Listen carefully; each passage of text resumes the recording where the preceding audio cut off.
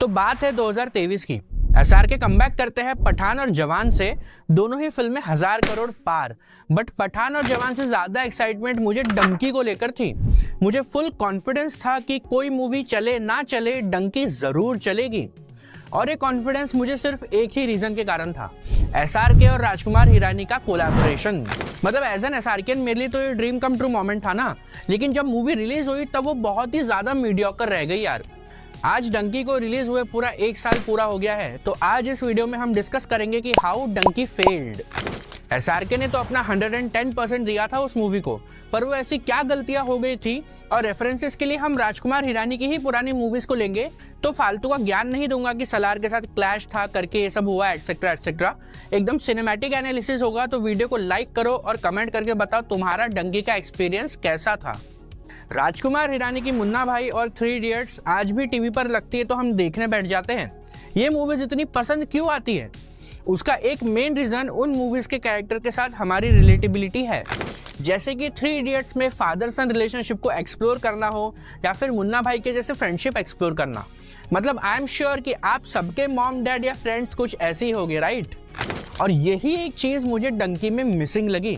डंकी के कैरेक्टर्स की फ्रेंडशिप इतनी भी तगड़ी नहीं थी कि ये लोग एक दूसरे के लिए अपनी जान दे दे। डंकी में सिर्फ हार्डी ही था जो अपने दोस्तों के लिए या अपने प्यार के लिए जान दे सकता था।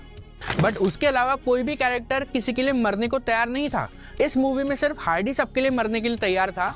बाकी के कैरेक्टर्स में ऐसी कोई झलक हमें देखने को मिली ही नहीं। और जो रिलेटेबल नहीं था वो था इस मूवी का प्लॉट। 3 इडियट्स में कॉलेज था जो हर इंसान जाता है।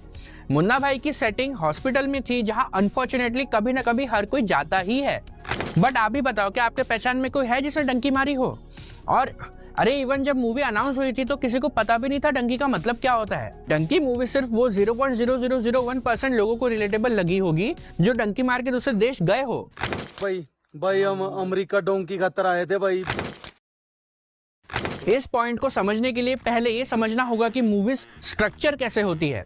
नॉर्मली हम प्री इंटरवल और पोस्ट इंटरवल देखते हैं, बट एक्चुअली मूवी के या फिर कोई भी स्टोरी के 3 पिरामिड्स होते हैं और उसी 3 पिरामिड्स पे सारी मूवीज या फिर स्टोरीज बेस्ड होती है। पहला, जिससे हमको स्टोरी की बेसलाइन पता चलती है, जैसे कैरेक्टर्स और उनके सिचुएशंस। दूसरा, जिसमें सीन का एक्चुअल मोटिव हमको पता चलता है। और तीसरा, उस मोटिव को हम पूरा होते हुए देखते हैं। राजकुमार हिरानी ने इस स्ट्रक्चर को मास्टर कर रखा है। एग्जाम्पल के तौर पर देखें तो जब 3 इडियट्स में सीनियर्स जूनियर्स की रैगिंग कर रहे होते हैं तब मूवी अपना पहला स्ट्रक्चर दिखाती है। हर कोई रैगिंग करवा रहा है, बट जब रैंचो एंट्री लेता है और उसने पैंट उतारने से मना कर दिया तो एज अ व्यूअर आपकी आंखों में रैंचो एक अलग कैरेक्टर नजर आता है। सेकेंड स्ट्रक्चर तब शुरू होता है जब वो एक रूम में खुद को बंद कर लेता है। एज अ व्यूअर आप सोचोगे कि अब आगे क्या होगा। और फिर थर्ड स्ट्रक्चर में वो कैसे सीनियर्स को झटका देता है ये सबको पता ही है। यही 3 आर्ट स्ट्रक्चर मुझे डंकी में मिसिंग लगा।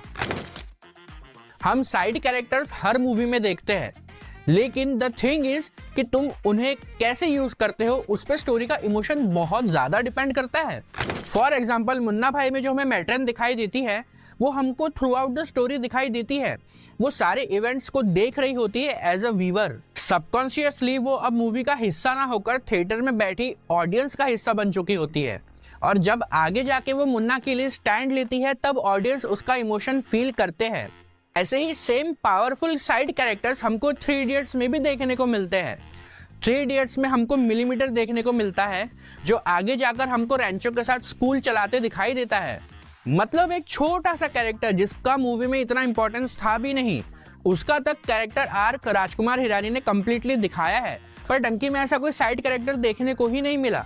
मुन्ना भाई या 3 इडियट्स की तरह डंकी में भी अगर कोई ऐसा साइड कैरेक्टर रखते जो मैट्रन के जैसे डंकी की पूरी स्टोरी को एज अ व्यूअर फॉलो कर रहा होता हो और उसका कैरेक्टर आर्क वहां कंप्लीट कर सकते थे जब चमेली और गुलाब की पूछताछ करने के लिए पुलिस जाती है।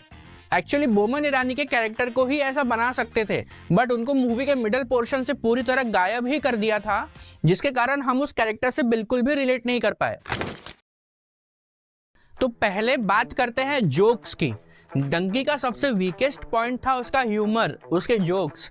कुछ गिने चुने ही जोक्स अच्छे थे जिन पर ऑडियंस को हंसी भी आती है, बट बाकी पूरी तरह से फ्लैट जोक्स थे।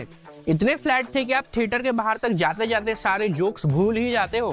फॉर एग्जाम्पल, अगर हम 3 इडियट्स के ये जोक को देखें, जब रैंचो लाइब्रेरियन दुबे को बोलता है कि डायरेक्टर ने आपको याद किया है, और जब दुबे वापस आता है और पूछता है, तब रैंचो बोलता है कि हमने कब बोला था कि डायरेक्टर ने बुलाया है, हमने तो बोला था कि बस याद किया है। ये जोक तुम खुद देखो, उस जोक को तुमने कितनी बार रियल लाइफ में यूज किया होगा। ऐसे जोक्स डंकी में बिल्कुल गायब थे, कोई जोक ऐसा इम्पैक्ट छोड़ के ही नहीं जाता।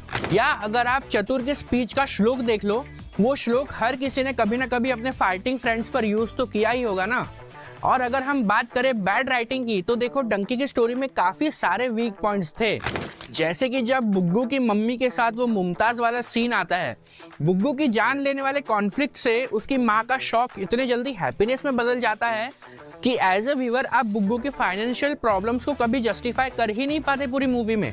जब हार्डी जाके बुग्गू की मम्मी को समझा देता है, तब सारी चीजें नॉर्मल हो जाती है। जवान में 40,000 रुपए के लिए किसान की आत्महत्या, डंकी में भी तो बुग्गू की फैमिली गरीब थी।